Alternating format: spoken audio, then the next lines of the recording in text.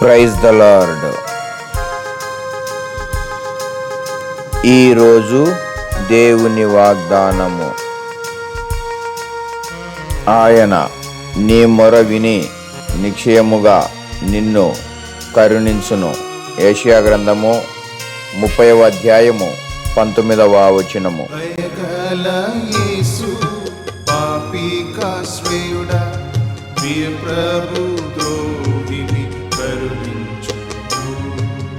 ఓ ప్రభు నీకు విరోధముగా పాపము చేసిన దురితుండను.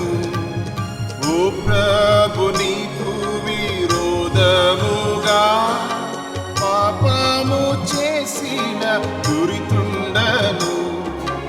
నీ చూడనై నిన్ను వేధించితిన్.